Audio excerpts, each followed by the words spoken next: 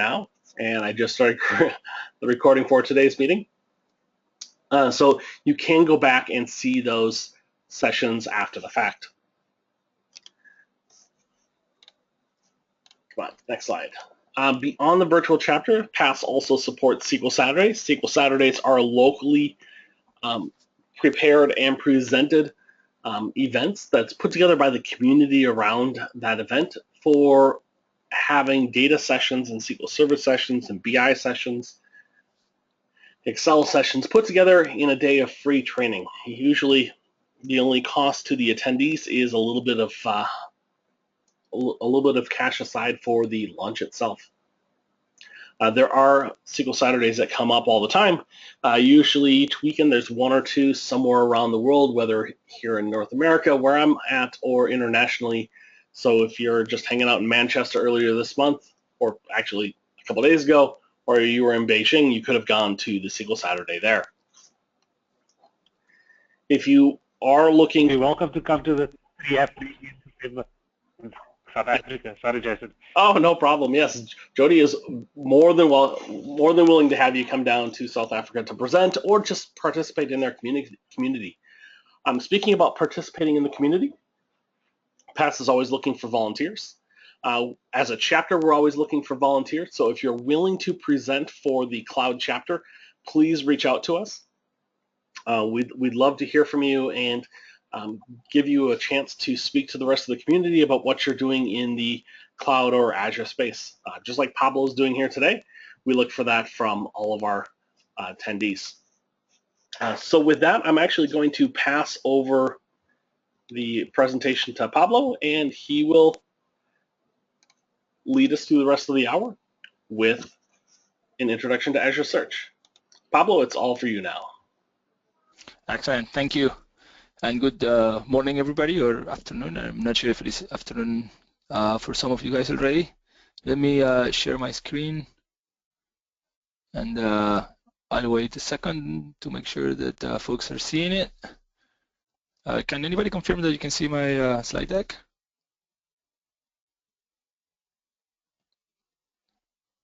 Yeah, yes, I can see it. Maybe. Yeah, sorry about that. I had muted myself. Yes, I can see it, Pablo.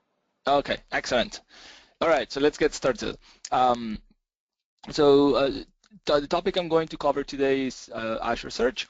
My plan is I'll do a brief introduction. I'll talk a little bit about use cases, and then I'll walk through the product in action.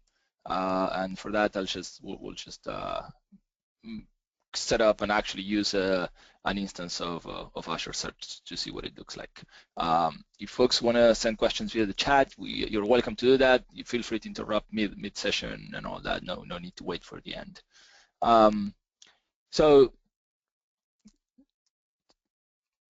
just as a way of introduction, so Azure Search is a search as a service solution, and it's for developers. And the goal is to make it so that you can add really good search experiences to your applications, either web apps or mobile apps, without having to deal with any of the search infrastructure.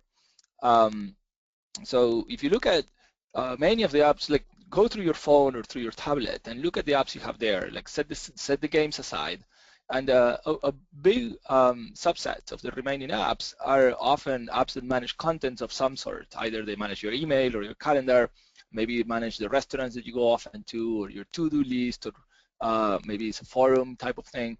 So these are content apps, and the most effective way to expose content to your users is often search. So when you, as a developer, you face the challenge of, well, how do I add great search to my application? Then you can either rebuild everything from scratch, or you can use a ready-to-go service, and that is the role of Azure Search. So why do we have one of these? Well, so if you look at Azure as a whole, like, so our goal is to provide platform services that are high level, that basically remove whole problems from your head, so you can focus on the actual application that you want to build. So that's why we have SQL and NoSQL as a service. We have queuing and security as a service, and whatever else. Search is interesting in that, as I mentioned, is key to many categories of apps, and also it's interesting that everybody uses search every day. Everybody uses Bing or Google or whatever, and so the bar for search is high. People have this expectation of results being instantaneous, autocomplete as soon as you start typing, solid relevance, rock solid linguistics as well across multiple languages.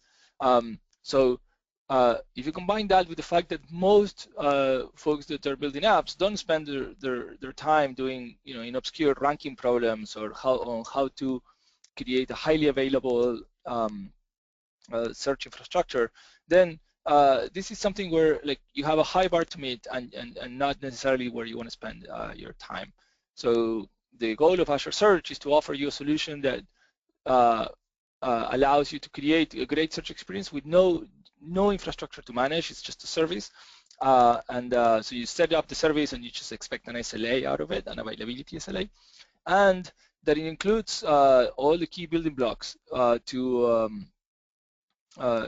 build a great search experience. So all the needs and pieces that people will typically expect in a search experience are all the backend components of it are ready to go in Azure Search. You can wire them up to a UI that you can create, and then you'll be ready to go. So let me walk through a few scenarios of what are the typical building blocks we expect from search. And I have a few examples. I used real web pages just so that we can connect these to what we do when we use applications to use search. So in this first example, Macy's a retailer in the US, so it's like an e-commerce site. And whenever you go to search, so the first thing I would point out is in some categories, like in this case, e-commerce, the vast majority of people will search before they navigate. Like more than 80% of the cases, people will go to one of these websites, look for the search box and search first. And then, so the effectiveness of this as an e-commerce site is largely influenced by the effectiveness of the search experience. So in this case, you can see a few things that are common elements of a search experience. You can see things like facets on the left, where basically whenever you search for something, in this case is clothing items, but it could be anything else, where you see the categories, and for each category you see the hit count. This is a little number in parentheses. You expect things like sorting and paging, of course.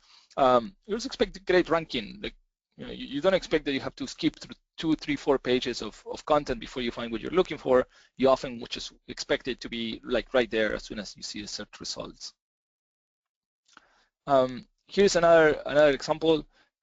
This is a different thing. Instead of e-commerce, this is more of a this Yelp. Yelp is a place that helps you find restaurants and things like that.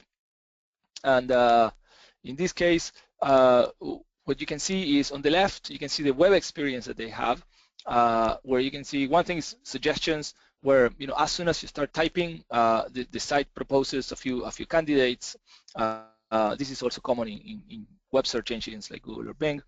You see structured filters, where either in the UI like here, or sometimes in the backend as a means to enforce policy like access control or roles. You want, in addition to the soft search statement, you want a strict filter, something more like a where clause that the application can impose. We also find search very closely related to geospatial information, because many of these apps run on tablets or phones, and just like the keywords that the user types are an input signal to the search, location is just as much as an input signal. So you can combine location information with the rest of your data to produce more accurate search results. On the right-hand side, you see the mobile version of this app. Similar elements play similar roles, like you have filters, but also location. It's even more important in something like a phone, where you want to type as little as possible, or you want to ask your users to type as little as possible, and use other signals that are implicit to the context to help drive search relevance.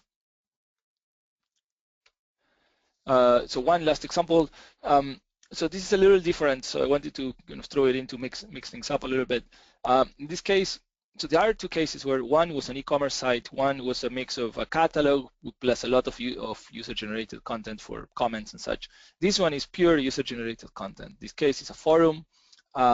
This happens to be one of the Azure forums. And what you can see here is some of the same elements like facets, but also elements that are more related to cases where you have less structure, like forums have less structure than, say, a catalog or an e-commerce site, but they have more text. So text ranking becomes more important than heuristic ranking based on predefined attributes. And also aspects like heat highlighting are important, because if you have a pile of text, you want to show why you're matching a particular result. So this is a little bit of context on the building blocks of search. Projecting these to scenarios, we most often see search in a number of concrete scenarios. So we wanted to pick some of them that have enough commonalities and focus on those. So Azure Search is focused in things that are like this or look similar to these scenarios. First one is online retail, and more in general, I would say things that look like a catalog. So many e-commerce sites look like this, but also many other things that are catalogs have the same characteristics. It's a case where you have very relatively structured data, you have lots of attributes, and you want to be able to navigate using them. These catalogs tend to be updated with little tweaks continuously, so you want these partial updates capabilities. And often, particularly in the online retail space, and particularly in e-commerce, you want custom relevance, where you want tight control of what is the relevance model for your queries. So you can have you can be in control of what the users see first whenever they search for something in particular. The other category is user-generated content and social networks. These are areas where what you get is lots of volume, and where text relevance matches a lot because you control less of the input. And you see very high indexing rates, because usually this comes from your entire user base rather than from a controlled place in your application stack. And then the third category is line of business applications. Think of all the apps you use as part of your job, like the HR system or the expenses system, or maybe some document management system. All of those things tend to manage a bunch of content. More traditional apps like these have just very deep navigation models, they deep menu structures, or menus and menus and menus in the top level screens.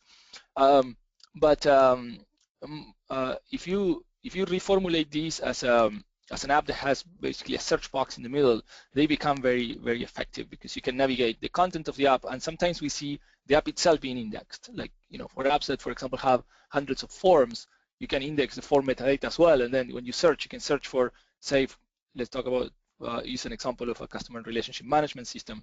You can search for a customer name maybe, or maybe you search for marketing campaign, looking for the marketing campaign form that starts a new marketing campaign. So things that we see in most scenarios include requirements that we see in most scenarios include broad support for language. Like many of our customers are either international companies, or they are required for regulatory reasons to have a presence in multiple parts of the world. And search is an aspect where you need to understand the text. You need to be able to break apart words, understand inflections. So broad support for multiple languages is key in that picture. Similarly, so elasticity is key to many of these scenarios, because these workloads tend to be seasonal. Sometimes seasonality is over the year, like maybe, for example, for e-commerce in the US, the November-December season is very busy because of a couple of events and then the holidays, and then slows down in January, February. And for others, seasonality is daily. Like, for example, social networks tend to get busier at noon and then in the evening, and then they're slower the rest of the day. So you want to have this elastic load that when you have peaks of use, your application can handle them, but you don't have to remain provisioned at peak all the time. So I threw this slide here so you guys will have it for reference.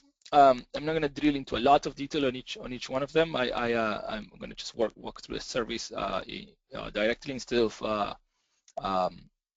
going through every line. But I want to make sure you had a sense of what is the overall capabilities of the system.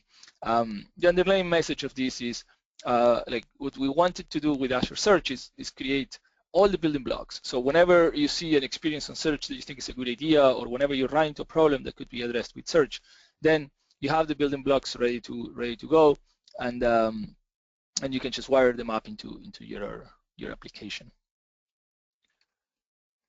Here are some examples, some internal and some externals where we have case studies that you can go look at.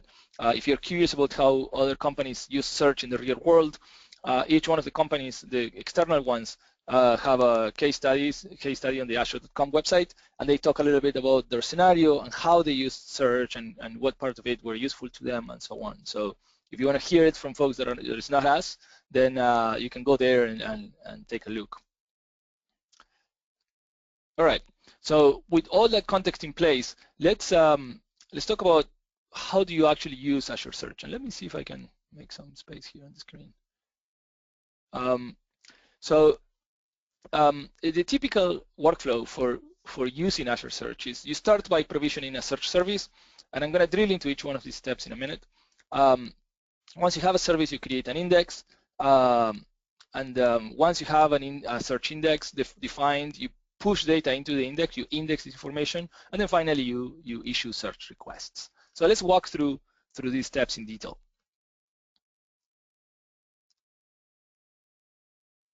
So first step is create a service. So think of a search service as the unit of capacity. So when you want to provision capacity, what you do is you provision a search service, and you give the service a certain amount of capacity, and you can change this over time. The service is bound to a particular region, so you say where in the world you want the service.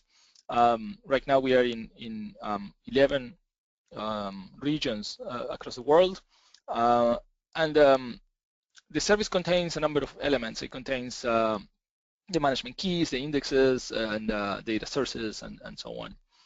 You can provision services either interactively through the Azure portal, or you can do this using APIs.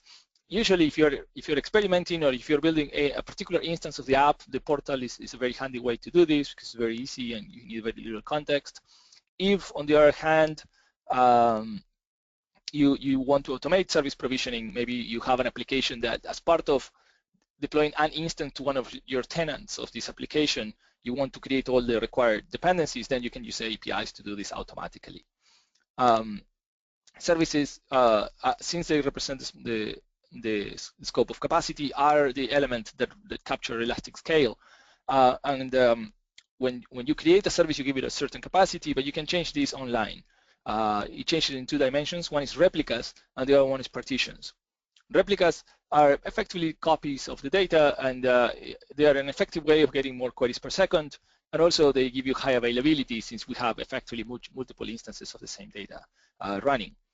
Partitions are a way to basically make more space. So each partition has a limit on the number of documents you can host, but you can keep adding partitions. And the more partitions you have, the more documents you can host, and also as a side effect of that, you get better update throughput. One key thing about this whole replication partitions business is that you only see and deal with this when you are defining the capacity that you want. Your application code, your data organization, and all of that doesn't need to know anything about this. You can change this while the app is running. The application will not even see the difference. So there's no aspect of this that you have to handle in application code. Your code does not have to be partition aware or anything like that. You just from the application perspective, you see a single image, service, and index, and you just throw data at it, and then you issue queries. So let's go ahead and create one of these services. So I'm going to go here to the Azure portal. This is the preview, the new portal. And what I'll do is I'll go to new, and let's go find a search service. So I'm going to go to data and storage, and you can see there's search right there.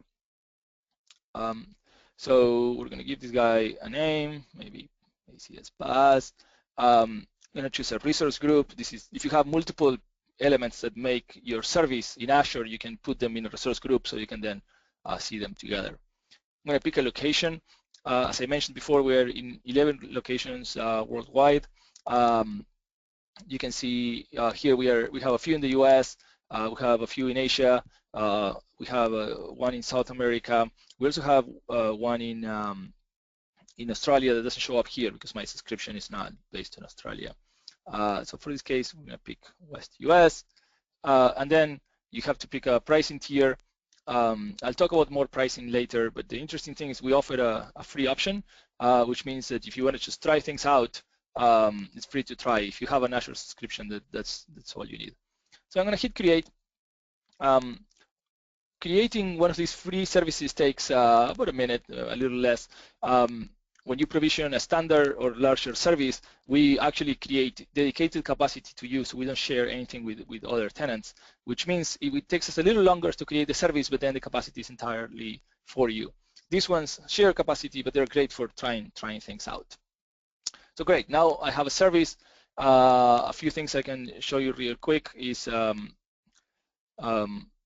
all the properties of the service, a given service has a URL that defines kind of the entry point to the API of the service. In this, it's always your service name and then search.windows.net. You can get access to your management keys. This is how you manage your service, and query keys are kind of read-only keys. And here you can also see what the scale area looks like, where effectively you have two sliders, one for replicas and one for partitions. In this case, it's disabled because my service is a free service and doesn't allow for scaling. Standard services do allow for this. And if you want to change scale, then you simply change any or both of these two dials, hit save, and then what we'll do is, while your application is running, we'll just reconfigure the topology of the cluster and then get you the new capacity, either larger or smaller. So great, we have a search service. Let's push ahead. So next step after creating a service is you need a search index. So a search index is effectively the scope for pushing data into and to issue search requests. So roughly speaking, think of it as like it's a table. It has a schema, just like a table. It has a bunch of fields, and each field has like a name and a type. One of those fields is the key, so we can identify individual documents. So it's very much like a table, except that the indexing scheme is different. It's built for full text search. At the index level, there are a few options as well, like CORS. CORS is a kind of mechanism that allows sites or clients and servers to agree that it's safe for a client to access another service directly. And this sometimes it's handy because it allows you to build AJAX apps that will use JavaScript to hit the search index directly instead of going through a server. This is, if your data is behind an authentication wall, this is a bad idea. But if your data is all public already, then this is a way to skip a hop on your own server, so you'll save some latency. So in addition to the things that make it look like a table, an index has a number of elements that are specific to search. So attributes have the attributes that define a field include generic things like data type or so on, but also search-specific aspects like whether something is searchable or whether it is facetable and so on. I talked about facets before. These are the partial sums, and the searchability is whether something is available for full text search. It's at first that sounds weird because if you're building a search index, you want stuff searchable. But in practice, what happens is some of your fields will be searchable, but sometimes you will inject fields into a search index either because you want to use them as structured filters, for example, and not for search, or sometimes you'll have them because you want them as part of your ranking model, even though they're not searchable. Or even sometimes we see many customers that render search results directly from the search index, and they don't hit their primary store. So you may want to stash extra information in the index that is not really filterable or searchable or anything. You just want it in the index so you can have it in search results and make speedy rendering. An example of this is URLs to pictures and things like that. As part of the field definition, you also indicate linguistics options, like basically how you want us to analyze your text. And I'll talk about this a little more in a minute. And also, you can set up suggesters. So if you want to have autocomplete, basically have suggestions as you're typing, then you can set it up here. And what this does is this builds auxiliary data structures that make it fast for us to offer suggestions. And finally, you can set up scoring profiles, and I'm going to talk more about what scoring profiles are towards the end of the session.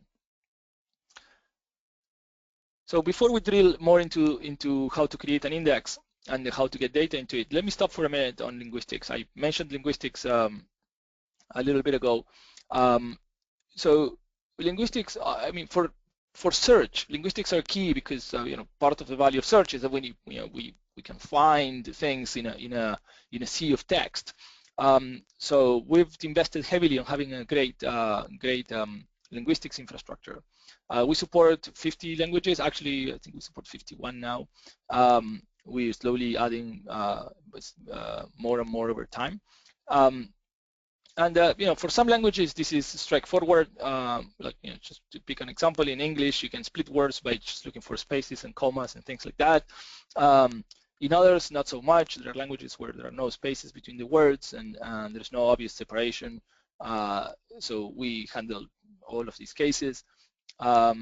We also are aware of things like stop words, so words that are too common to use as part of the search criteria, like the and a and this and that. And we also understand inflections. So you can, if you enable one of the language-specific analyzers that do inflections, we'll understand things like variations in tense and gender and form of words. And this is, in some languages, it's less of a big deal. Like, for example, English is not a very heavily inflected language, but others are. Like, for example, in Romance languages like Italian or Spanish, like any word can have, like verbs can have tens of inflections. Like even simple words will have 30 or more inflections sometimes because there's variation. There's too many tenses, and then the who you're talking about influences the form of inflection, and you don't want all that noise to interfere with your ability to find something. So you can choose to tell us what languages you want us to interpret the data as, and then we'll make all this noise go away. And if you look for the word, then we'll find the word, but also we'll understand that there are other inflections and find them as well. We support 2 stacks of analyzers. One is the Lucene analyzer stack. This is great because it's a well-known open source set of language analyzers. They're well understood, so many people like them because they already use them in other projects. They're simple and they're very fast. For languages that are inflected, they use a thing called stemming. Stemming is quite effective. It's also very simple and very quick.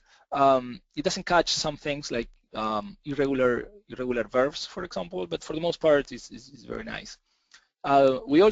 We wanted more coverage than what was there in Lucene, so we worked with the Office guys. Office and Bing share this language processing stack that has been baking for, I don't know, 15, 20 years since Office exists, and it's a very mature linguistics stack that is used, for example, in the backend, in the grammar backend of Word.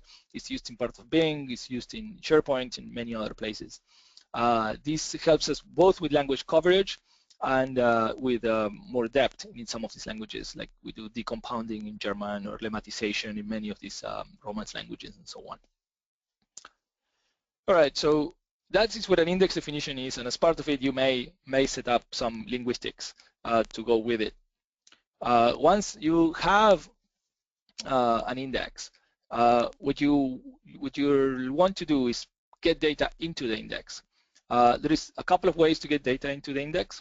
One is pushing data into it, and the other one is letting us pull data into it. If you want to push data, what you do is there is an indexing endpoint, and you can just do an HTTP post, and you can send batches of up to 1,000 actions, where actions are upload or merge or delete particular documents. So the advantage of the push model is, or the 2 key advantages rather, is one is it doesn't matter where your data source is and what kind of store, what technology you're using. Since you are writing the code that does the push, as long as you can read it with your code, we don't really even know where this came from. So this could be in some file system somewhere or in some other store in Azure or otherwise. It could even be at the application layer. Maybe you have an application layer that is really high, far from the store, and you want to get data at that level and then push that into the index. So the other aspect, in addition to the actual store not mattering, where it is doesn't matter. Since you're writing the code, this code could be running on Azure, and maybe you're pulling data or pushing data you are reading from somewhere else in Azure, or maybe it's on premises, and what you have is a piece of code on premises that reads from your local SQL maybe or from some other data store and pushes to Azure Search. We see this a lot, for example, when people already have a working system that maybe manages some operational aspect of an application, and you're comfortable having that on premises. You're not ready to move that to the cloud yet. But you do want to move your web presence, maybe your website or maybe the backend to your mobile application. You want that on Azure to get the scale and global availability of it.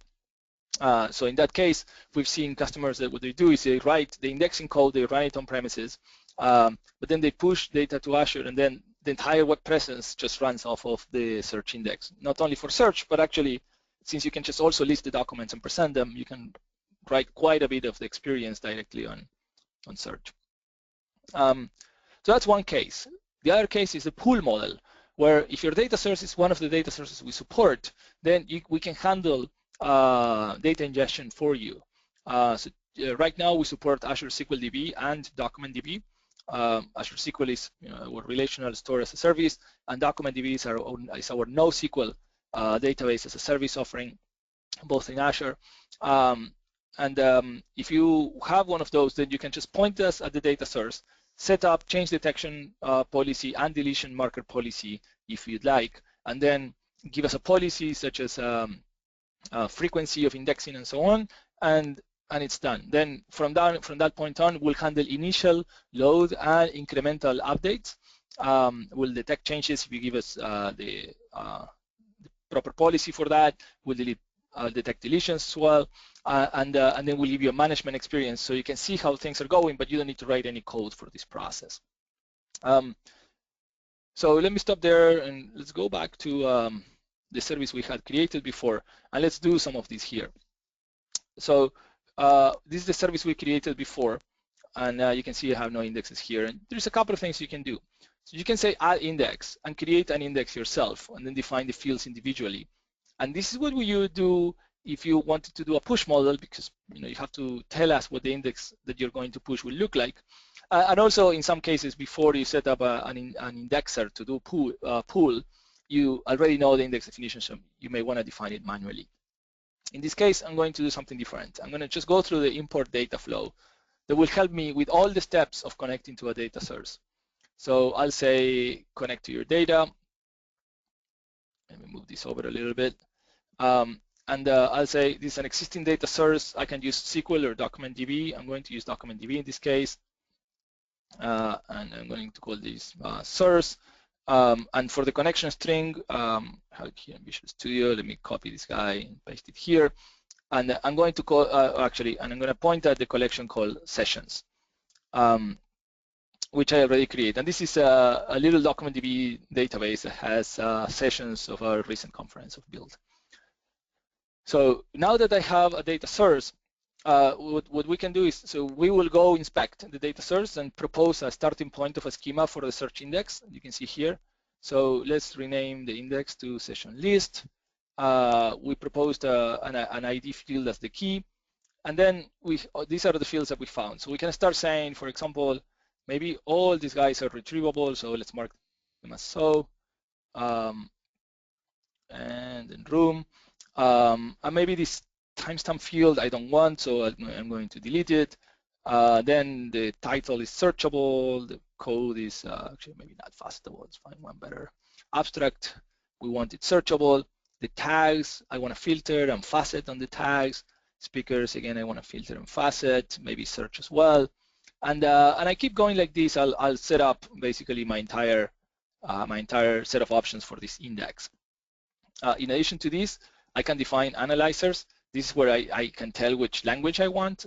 So for example, here I can say title is processed in a particular language if I know it, and I can also use the standard analyzer, which is kind of a neutral choice. If I can't predict what language it is, or maybe it's not a spoken language, or I don't want the system to make assumptions, then the standard analyzer is a good choice. It'll make kind of very generic choices around how to split words, and it's not going to try to interpret the terms.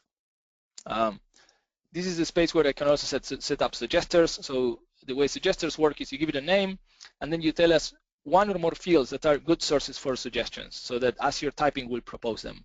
Like for example, in this case, title would be a great candidate for suggestions because a particular title almost always will identify a session. So it's an effective way to taking you to a particular document. In this case, we're not going to set up suggesters. So now that I have the index definition, I'm going to hit OK on this. And finally, I want to give the indexer a name. I'm going to just call it the indexer. Hit OK. And now I'm going to hit OK on the entire workflow. So what will happen now is we'll go ahead, create an index for you first. You can see it updating here. And then we'll create an indexer that just showed up here. And then we'll execute the indexer for the first time. You can see it's running and it's just finished. Since the indexer is a thing that you can then set up on a schedule, it's not in the UI yet, we're working on it, but you can use the APIs to configure that. You want to be able, your code is not involved, so you need to have some way of monitoring it, and this is the way you can do that. If you go to indexers, you'll see all the instances of executions of this indexer, and if you drill into it, you can see how long it took, whether it succeeded or not. If it fails, it'll tell you why it failed, and for a successful run, it'll tell you the start and end time of the execution, how many documents it did find a change, how many documents failed to import, and so on. So you have a kind of full management experience for knowing how indexers are doing. And you can also forcibly run the indexer on the spot. It's very handy for debugging when you're kind of fine-tuning things. Great, so now we have data in the index. Oh, and by the way, you can also go to the index definition. This is the index definition we created before. And here you can see all your fields, scoring profile, core options, and so on. And you can also change the schema. Existing fields cannot be modified because we built an index around them, but you can add new fields, add new suggesters, and add new scoring profiles and so on to them. Great, so let's go back here. So now we provisioned the service, created an index, created some data into the index with either method. Next step is to search. So for search, we'll offer the actual keyword search part of the functionality where you can just put a few words and we'll find them. We also support some of the typical operators people informally use in web search engines, such as you can do plus to require a field, or you can do quotes to surround multiple terms and kind of search them as a phrase. And in addition to that, you can do structured filters. So these are things like, for example, you can say, imagine you have documents and the documents have a published bit set to true or false. So you can say, you can take the search request from the user and then you can add a structured filter that says, literally, like, where published equals true. So the ones that are not published are not visible, not searchable. They cannot be observed by the user. And all of these things work both with search and suggestions. So you can use filters and so on and suggestions, just like you do on search, so that these two experiences are consistent. As I mentioned before, you can use cores. So it lets you choose whether you want to search from the client or from the server. If all of the data is public, you can consider this as an option. If the data that you show depends on an authentication wall or different users see different data, certainly you have to go through a backend of yours first, and that backend would impose who gets to see what before you go to the client. So let me, actually, before I go there, let me go back here and let's talk about what calling search looks like. And first, I'll do this in the low-level way. Let's just use the HTTP API, and then I'll show you. I have a small app already running. I'll show you what the application looks like. So I'm going to use Fiddler. Fiddler is an HTTP debugger, so it's a tool to issue HTTP requests, and this will allow me to show you the raw request and responses, so you can see what the REST API looks like, and then I'll show you a version in code that is nicer. It uses our client libraries.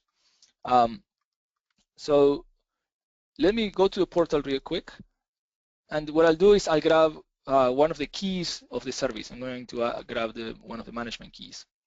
So now I can come here and say API key is that I just grabbed. And remember that the name of the service was ACS Pass. So that means that the endpoint is acs pass.search.windows.net, and there is one of the entry points is indexes. I'm going to hit that one first, and I need to indicate the API version we're using. In this case, we're using this guy, and then I can choose which fields I want to pull in. So, for example, I can say select name, and I can see that the list of indexes has only one index, the one we created called session list.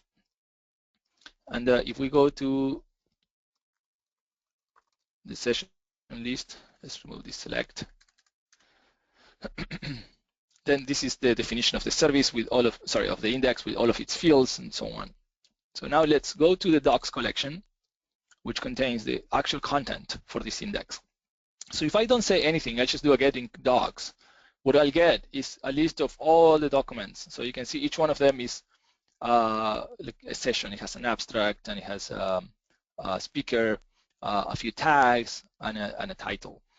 So what I can do here is now I can issue search requests that include some keywords. So I can say search, for example, Azure Search, and then these responses will contain the word Azure and search, or search rather.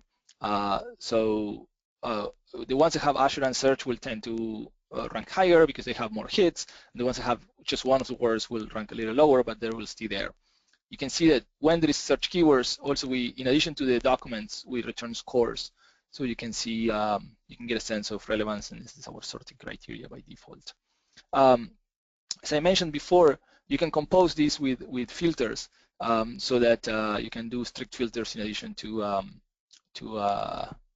search. Like for example, here I could choose by speaker, or I could choose by tags, or by other dimensions that are interesting for me to filter. And by the way, you can see here tags is an array. So in addition to typical types like strings and dates and so on, we support array, like array types. Like in this case, this is an array of strings, and at query time, you can use any and all kind of existential quantifier and universal quantifier to check for, whether any of the tags is a particular tag, or to make sure that none of the tags is of a particular value, and so on. So great. So at this point, we're searching. So now the question is, we're searching Fiddler. Let's see what application code looks like. So for that, let me show you a very quick app I have here. This is a small front end to the index that we already had. Let me go to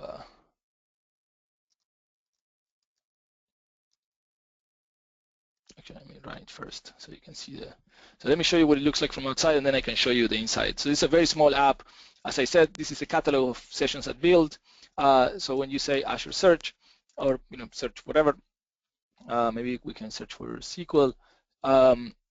You get the responses here, and then you get a couple of other features I was talking about before. So one is you get autocomplete. So as you're typing, you can see matches that are somewhere in the title, in this case, because I use title. This is, by the way, this is not the index we just created. It's one I already had prepped that has suggestions enabled.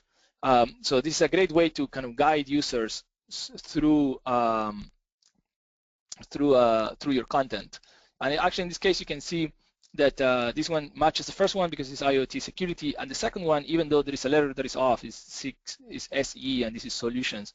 You can tell the suggesters to tolerate mistakes, so that users that start typing don't get lost immediately. They can kind of mistype a letter or two here or there, and they'll still find what they're looking for. So these are the search results themselves, and you can see here there's facets. So these are like hit counts.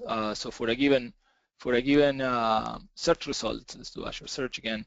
You can see that there is, for example, 32 in the category of Azure. Like this is because most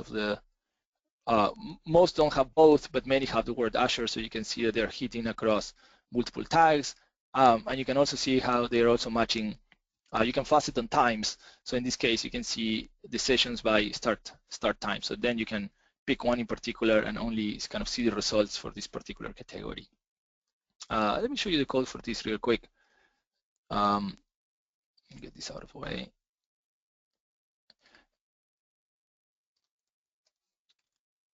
Whoops, sorry, wrong project.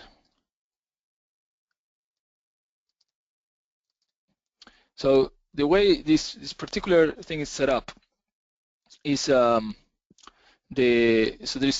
application is just a simple HTML kind of Ajax front end, and then here what we have is I'll show you the view too in a second,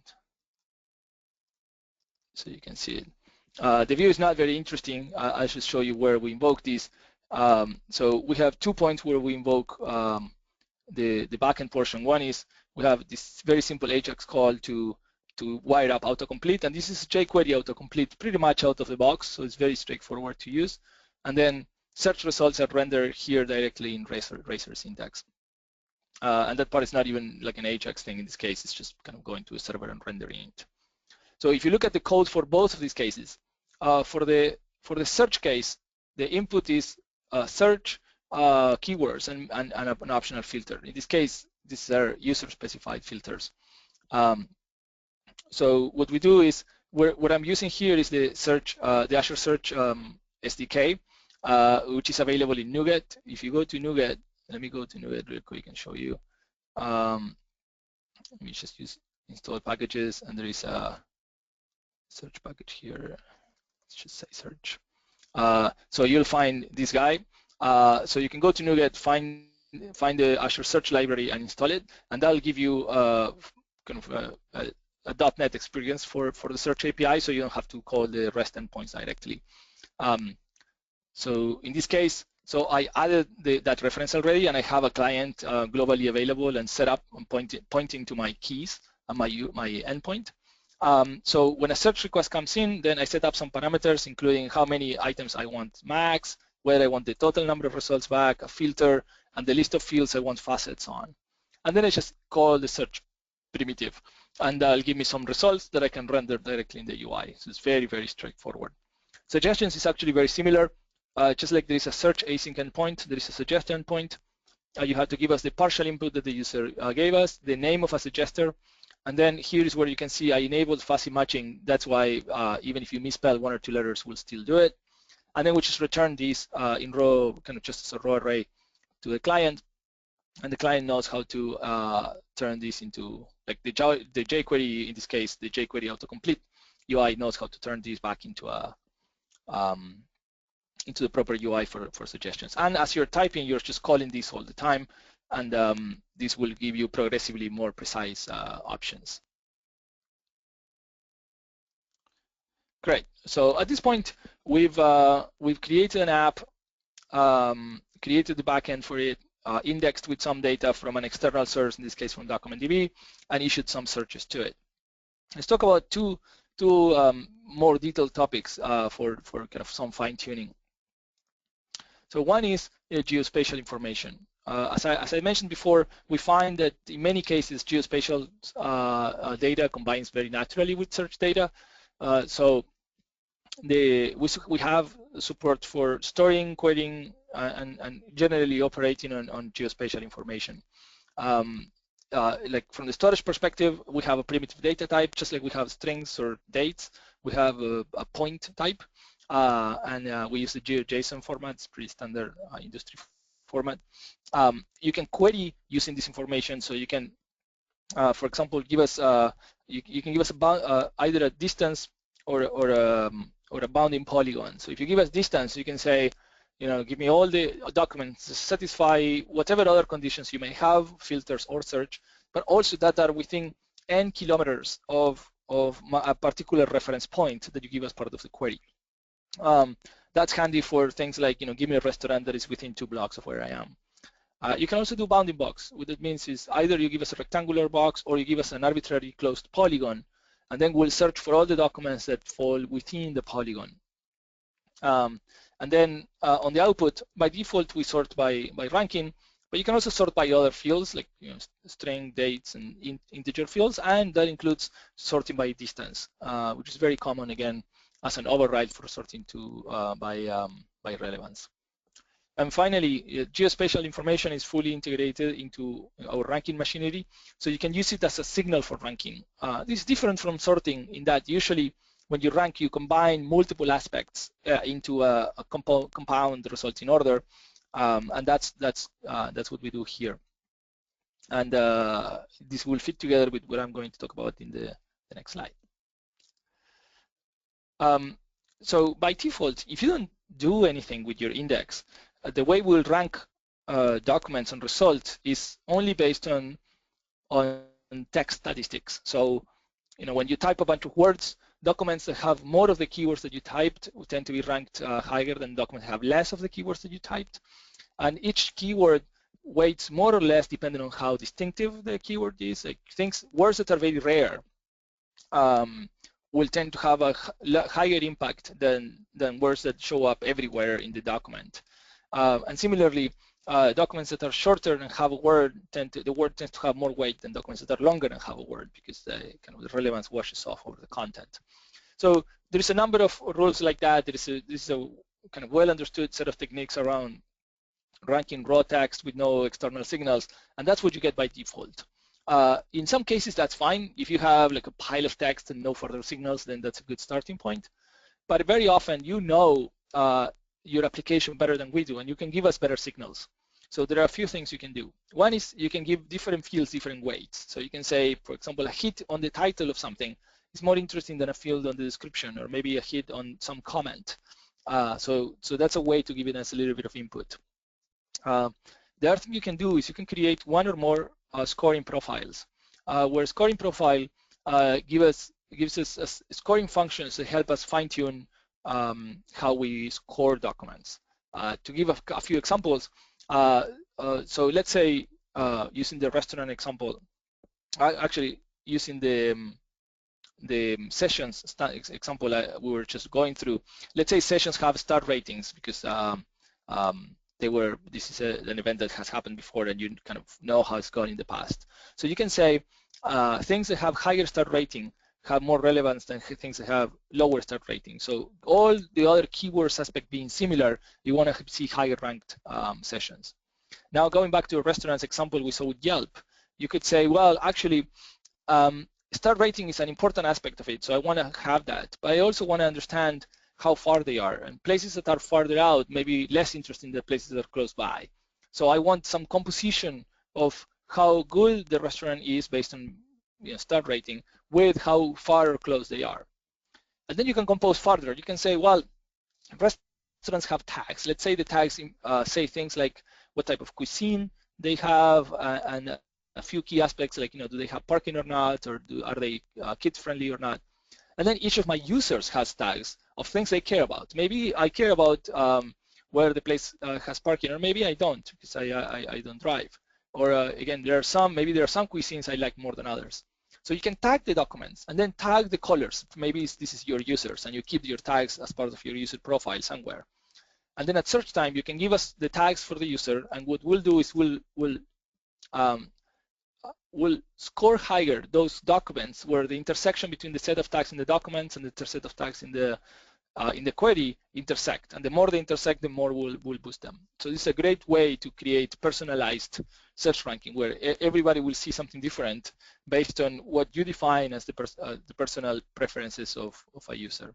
So this is a very powerful pattern for tuning ranking. And all of these things combine together.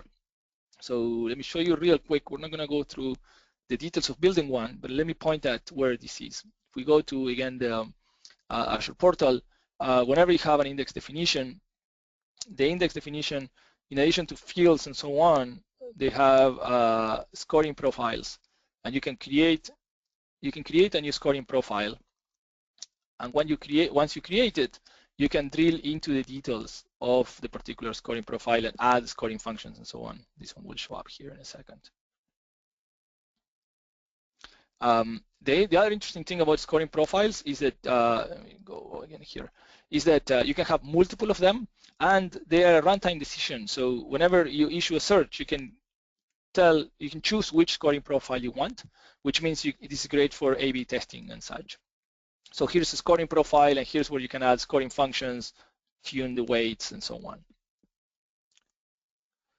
Okay, so last slide to wrap this up is what I wanted to touch quickly on what the service offering looks like. Today, this is in 11 regions across the US, Europe, Asia, South America, and Australia. We offer 3 SKUs. There is a free version that every subscription gets one of them, and then there is a standard version that has limits of 15 million documents per partition, and you can have up to 12 partitions. And again, 25 gigs of storage per partition, and again, you can have 12 partitions. And then we have another variation of these that is 4 times bigger, so you have 4 times of each. So you have up to 60 million documents per partition. Since you can have 12 of these as well, this gives you a maximum of about 700 million documents. And then, as you can see on the right, then you can scale these things up and down, both in replicas and partitions, and control basically how much capacity you're getting. Okay, so with that, that's all I had to cover. If folks have any questions, I'm happy to take them on the chat, or you can. I'm not sure if you can speak them out. I'm not sure if mics are enabled, but either I'll take questions here, or my email address is at the beginning of this slide deck. So I'm more than happy to get emails from anybody that has questions or wants to explore Azure Search, or is using it and wants to know how it is the best way to do something. Always happy to chat about any of that. All right, Pablo, this is Jason. Just letting you know that we don't currently have any questions left in the queue. We had a couple that we were able to answer throughout with the slides, so we are good there. At this point, I think we're ready to wrap it up, and what I'll do is I'll close out the recording and then get this posted out to YouTube so that people can refer back to it if they're looking for, and if we can get the slide deck, we can share that out with the attendees as well. Excellent. Muted. All right, folks, so thanks very much for listening. Unmuted. My email is on the deck. Feel free to shoot me an email for questions. Thanks a lot. All right, thank you, everyone.